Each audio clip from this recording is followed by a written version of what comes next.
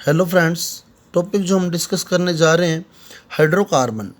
Hydrocarbon topic का आज हम थर्ड पार्ट डिस्कस कर रहे हैं, पार्ट 3। तीसरा लेक्चर आज हमारा चल रहा है। ये टॉपिक जो है आपके जेट में, आईसीएआर में, क्लास 10th में, क्लास 11th में, और आज जो बातें मैं इसके बारे में बताऊंगा वो नीट, आईआईटी और सेकंड ग्रेड इन सब में फॉलो होता है। क्योंकि आज जो हम चर्चा करेंगे हाइड्रोकार्बन को मोल कॉन्सेप्ट से जोड़ेंगे। हाइड्रोकार्बन की एक रिएक्शन है, क्योंकि हमारे सामान्य जानकारी है, रीड के अंदर सामान्य जानकारी नाम से टॉपिक दिया हुआ है और मोल कॉन्सेप्ट नाम से भी टॉपिक दिया हुआ है। तो हो सकता है वो रिएक्शन जो है, जो जनरली मोल कॉन्सेप्ट के माध्यम से पूछी जाती है, वो इसमें पूछ ली जाए, तो अपने उसकी चर्चा भी करेंगे इस वीडियो के अंदर। तो कृपया वीडियो को अंत तक देखिएगा और कोई भी पार्ट इसका मिस मत कीजिएगा। तो पहले वो क्वेश्चन डिस्कस कर लें हम जो आपको दिए हुए थे। But two in,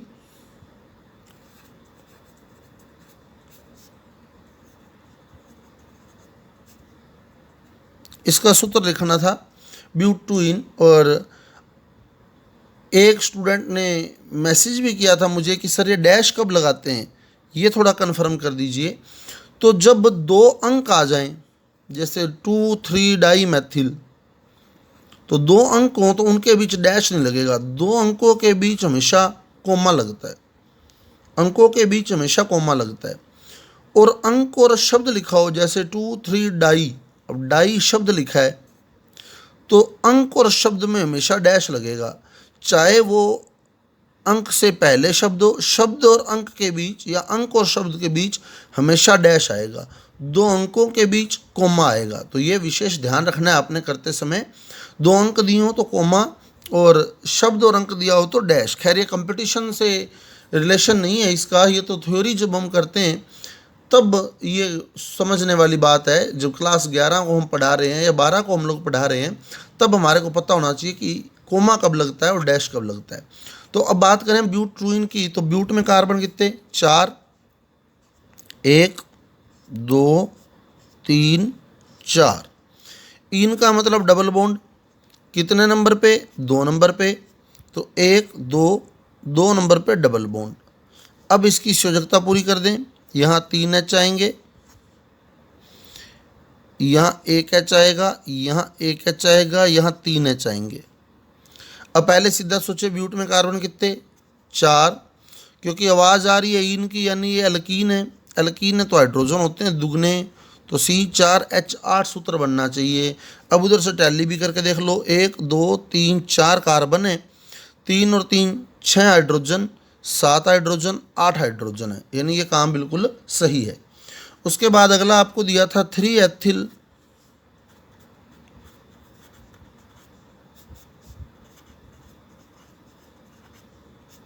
pentane, 3 ethyl pentane. अब पहले तो डायरेक्ट सोचे, पेंट में कार्बन कितने? 5, एथ में कार्बन कितने? 2, तो टोटल कार्बन कितने हो गए? 7।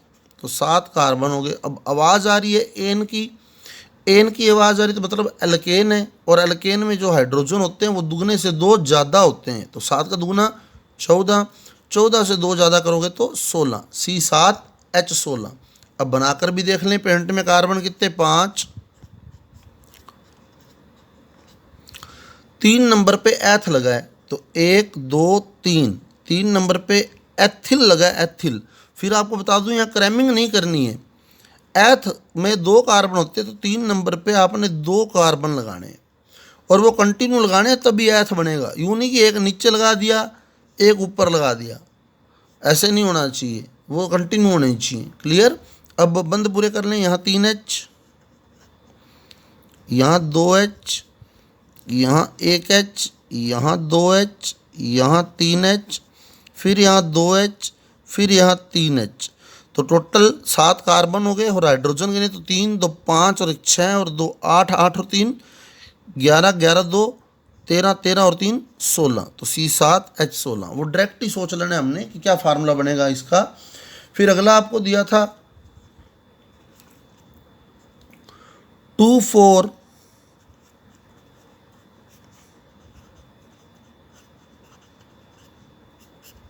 - डाई मैथिल हेक्सेन,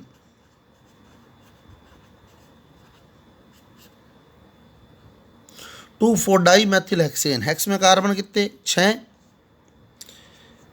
और एन की आवाज़ आ रही तो बॉन्ड सिंगल 1 2 3 4 5 6 कार्बन। एन की आवाज़ आ रही सिंगल बॉन्ड। डाई का मतलब 2 मैथ लगे, 2 मैथ लगे। कहाँ कहाँ लगे? एक मैथ 2 नंबर पे लगा है और एक मैथ 4 नंबर पे लगा है। तो एक मैथ 2 नंबर पे लगा लिया और एक मैथ 4 नंबर पे लगा लिया। क्लियर? तो एक मैथ 2 नंबर पे और एक मैथ 4 नंबर पे। अब बंद पूरे कर दें। इस कार्बन ने एक बंद बनाया तो यहाँ 3H लगा देंगे। इस कार्बन ने 3 बंद बनाए तो यहाँ 1H, यहाँ 2H, यहाँ 1H, यहाँ 2H, यहाँ 3H, यहाँ भी 3H, यहाँ भी 3H। अब एक साथ सोचे पहले फार्मूले को। हेक्स में 6 कार्बन और डाई मैथ में 1 कार्बन। डाई का मतलब 2 बार मैथ लगाए तो 2 कार्बन ये और 6 कार्बन ये, तो 8 कार्बन हो गए। आवाज़ आ रही है एन की। एन यानी सिंगल बॉन्ड। तो सिंगल बॉन्ड जब होता है तो हाइड्रोजन जो होते हैं वो दुगने से 2 ज़्यादा होते हैं। तो 8 का दुगना 16, 16 से 2 ज़्यादा करोगे तो 18। तो C8H18। अब काउंट करके देख लें तो 3 3 6 3 9 और 3 12, तो यही हो गए। 12 2 14, 15 2 17 और 1 18, 18H है। C8H18 ये सूत्र बन गया हमारे पास 2,4 डाई मैथिल हेक्सेन का। 2,4 di methyl hexane.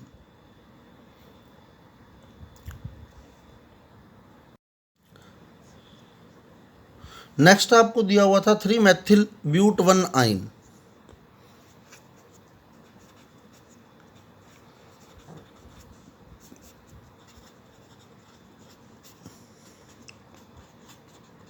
Three Maithil ब्यूट 1 आइन। तो मैथ में 1 कार्बन, ब्यूट में 4 कार्बन, तो टोटल कार्बन हो गए 5।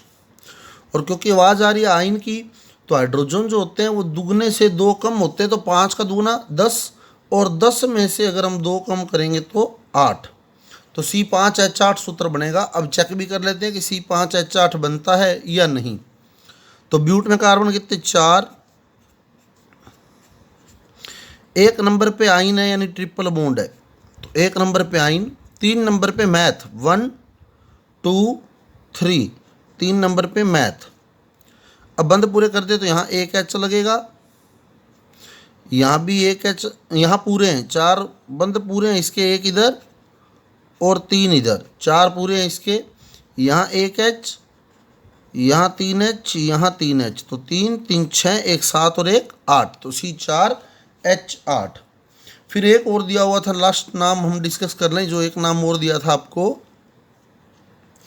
2,3 डाई मैथिल पेंट 2 इन। 2,3 डाई मैथिल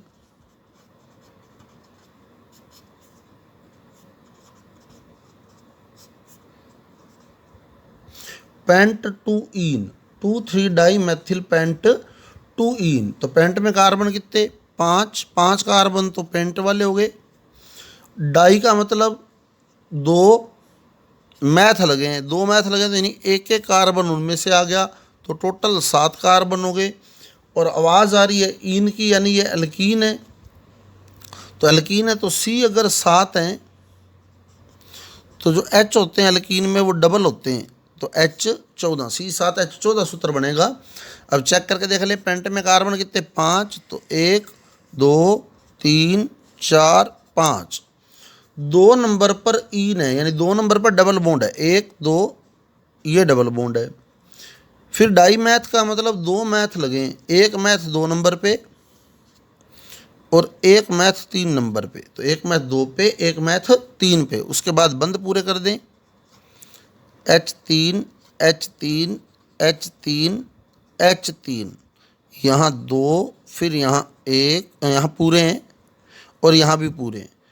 अब काउंट कर लें टोटल H3 3 6 3 9 3 12 और 2 14, तो C7H14 सूत्र बनेगा। तो इस तरह से हम लोग फार्मूले आराम से बना सकते हैं और ओवरऑल फार्मूला तो डायरेक्ट सोच सकते हैं।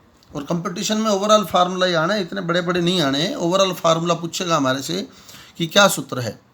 अब समावे भी और पूछ सकता है। जैसे मैं कुछ क्वेश्चन दूं आपको, जैसे मेरे को क्वेश्चन दे दिया गया,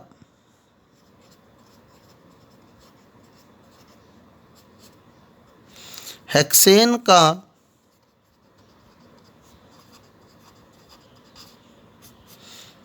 समावयवी है। तो समावयवी पहले भी हम लोग चर्चा कर चुके हैं कि समावयवी जो यौगिक होते हैं उनके अणुसूत्र समान होते हैं। तो हेक्सेन का समावयवी है। ऑप्शन दे दिए गए हमारे को, ए दे दिया गया,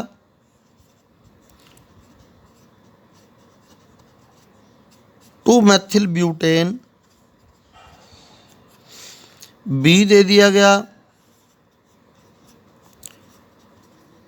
2,3 डाईमेथिल प्रोपेन, सी दे दिया गया 2,3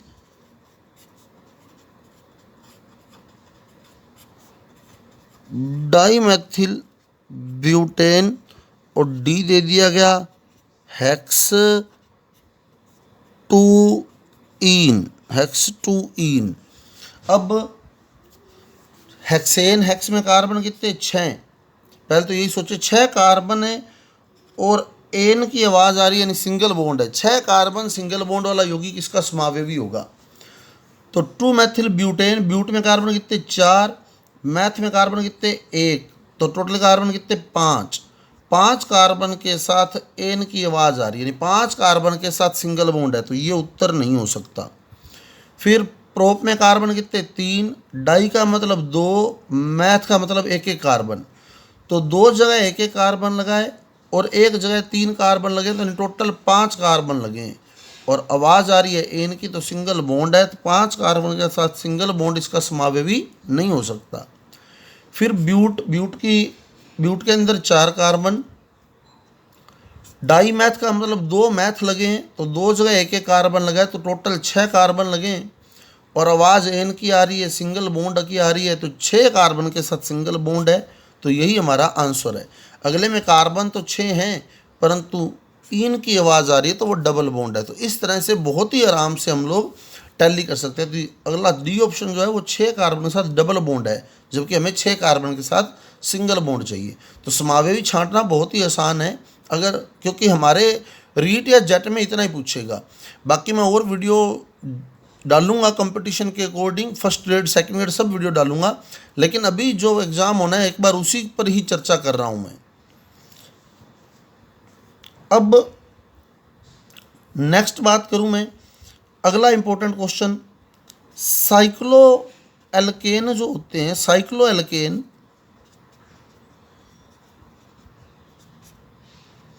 वो किसके समावयवी होते हैं? तो जो साइक्लो एल्केन होते हैं वो एल्कीन के समावयवी होते हैं। साइक्लो एल्केन एल्कीन के समावयवी होते हैं। कैसे? देखो, जैसे मान लो मैंने साइक्लो ब्यूटेन ही बनाना है, साइक्लो ब्यूटेन या चक्रीय ब्यूटेन, एक ही बात है,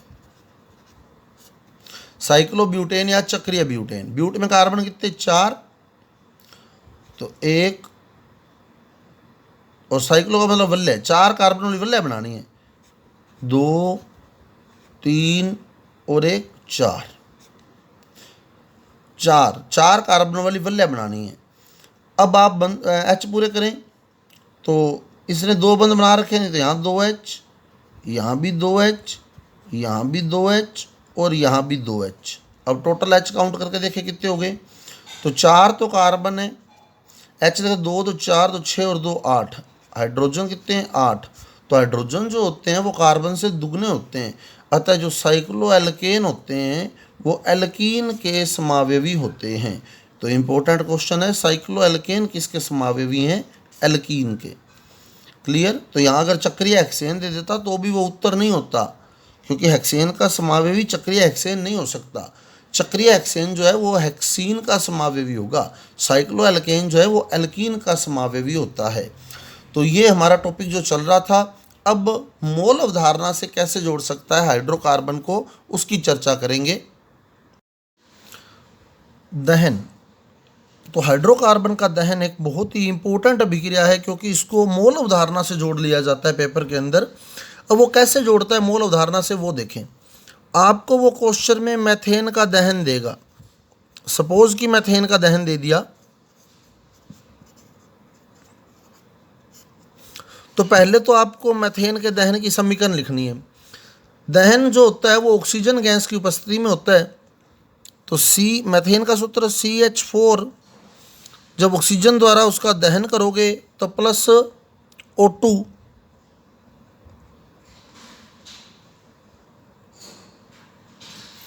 तो CH4 प्लस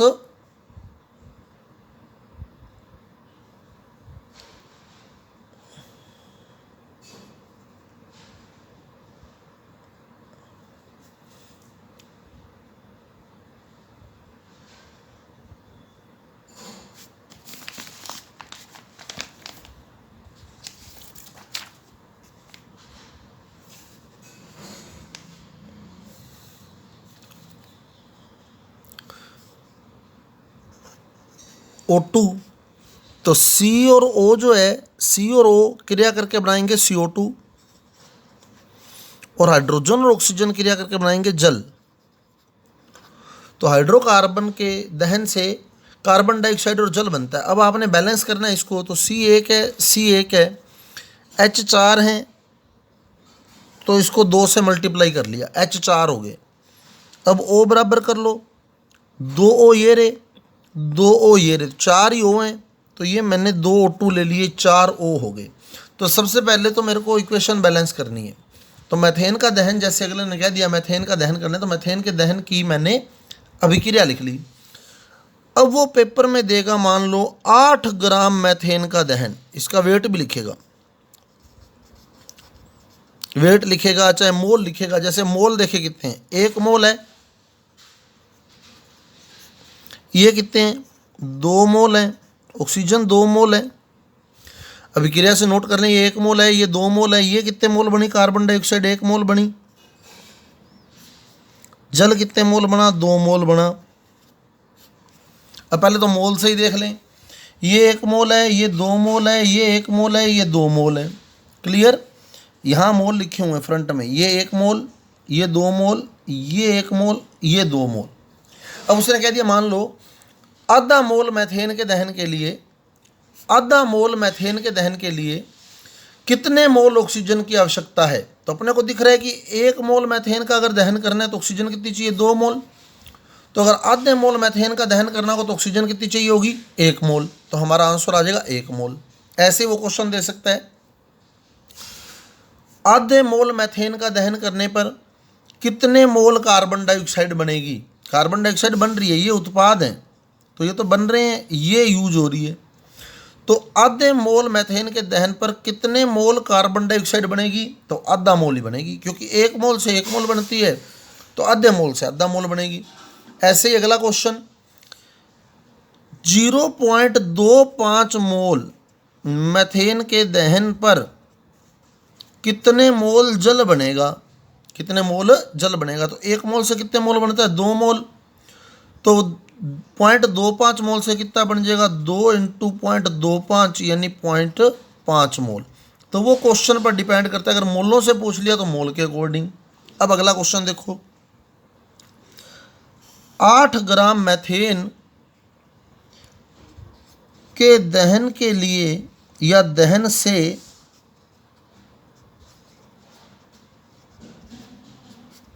कितने मोल जल बनेगा, कितने मोल जल बनेगा। मोल पूछे, कितने मोल जल बनेगा 8 ग्राम मैथेन के दहन से। अब मैथेन के कितने मोल हैं, 1 मोल, और हम जानते हैं कि 1 मोल, अब इसके ग्राम दिए हैं, और हमने मोल अवधारणा में पढ़ा था 1 मोल बराबर अणुभार के बराबर ग्राम होते हैं इसमें। जिसने मोल अवधारणा वाले टॉपिक नहीं देखे हैं उसका लिंक मैं डिस्क्रिप्शन बॉक्स में दे रहा हूं, तो पहले वहां से वो मोल अवधारणा क्लियर करें, तो बहुत ही अच्छे तरीके से आपको ये टॉपिक समझ आएगा। 1 मोल बराबर अणुभार के बराबर ग्रामों मात्रा बराबर आवोगाद्रो संख्या बराबर NTP पर 22.4 लीटर आयतन। तो ये हम डिस्कस कर चुके हैं। अब उसने कहा 8 ग्राम मैथेन, मैथेन के कितने मोल हैं, 1 मोल, और हमारे को पता है 1 मोल बराबर होता है अणुभार के। तो मैथेन का अणुभार कितना है, 16। तो यानी ये 16 ग्राम है। ग्रामों में बात करें तो ग्रामों में ले आओ 16 ग्राम। अब जल के क्या पूछे उसने, मोल, तो जल को मोल में ही रहने दो, 2 मोल। मोल पूछे तो मोल में ही रहने दो, ग्राम कहे तो ग्राम बना लो, आयतन कहे तो आयतन बना लो। अब जैसे आगे और क्लियर करूंगा आपको 1-2 एग्जांपल। तो 8 ग्राम मैथेन के दहन से कितने मोल जल बनेगा, तो इसके तो उसने ग्राम दे दिए मैथेन के तो, और जल के मोल दे दिए, तो मैथेन को तो ग्राम में कन्वर्ट कर लो और जल के मोल ही रहने दो। क्लियर, वो क्वेश्चन से देख लो, ये ग्राम ये मोल, तो जो ग्राम में है वो ग्राम में ले आओ, जो मोल में है वो मोल में रहने दो। अब देखें 16 ग्राम मैथेन के दहन से बने जल के कितने मोल, 2 मोल। तो 1 ग्राम मैथेन के दहन से बनेगा 2/16 मोल। तो 8 ग्राम मैथेन के दहन से बनेगा 2/16 इंटू 8, 8 दूनी 16, यानी 1 मोल। तो 1 मोल जल आपका उत्तर आ गया। अगला क्वेश्चन देखो,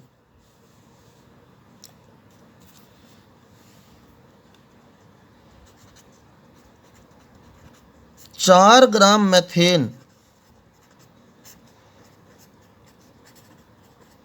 का दहन करने हेतु ऑक्सीजन का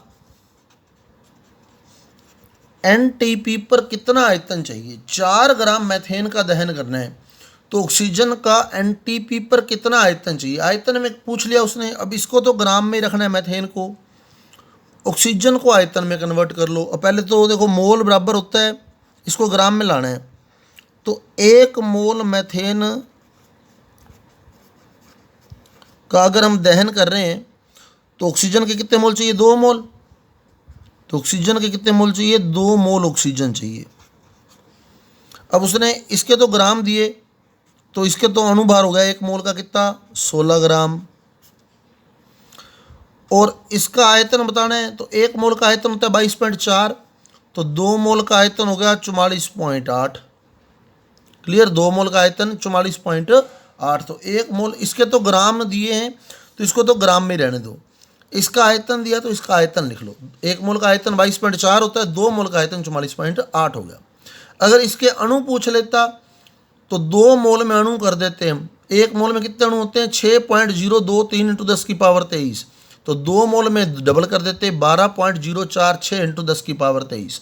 वो अणु दे रहे हैं तो अणु में चर्चा करो, मोल दे रहे हैं तो मोल में चर्चा करो, ग्राम दे रहे हैं तो ग्राम में चर्चा करो। क्लियर, 16 ग्राम 44.8, तो 1 ग्राम के लिए 44.8/16, तो 4 ग्राम के लिए 44.8/16 इंटू 4, तो क्या बनेगा, 4 चौके 16, 4 से भाग देंगे तो 11.2 लीटर।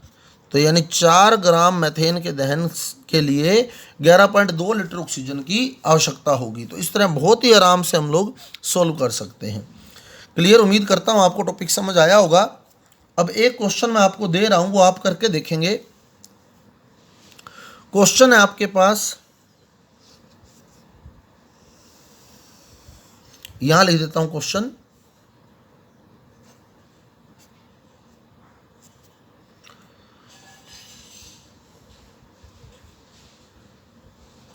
एथीन के दहन से संबंधित है।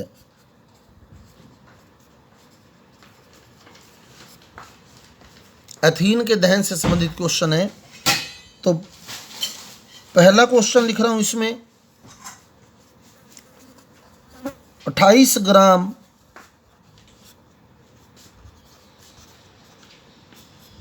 एथीन के दहन के लिए ऑक्सीजन का एनटीपी पर आयतन, ये ज्ञात करना है आपने। दूसरा क्वेश्चन, 14 ग्राम एथीन के दहन से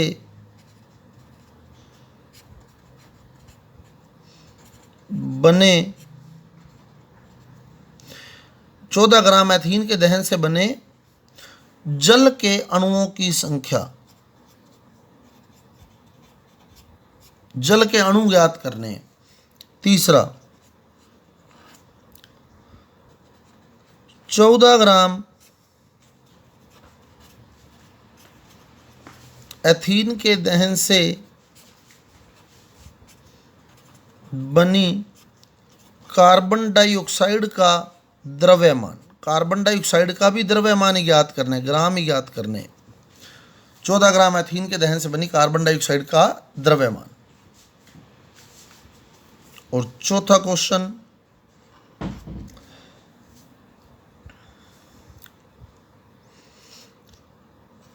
जीरो 0.5 मोल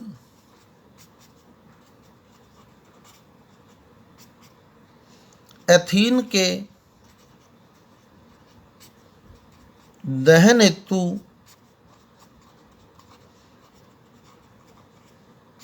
आवश्यक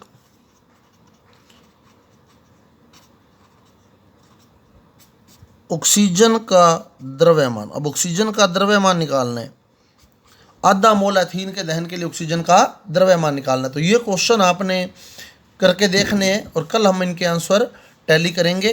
थैंक यू।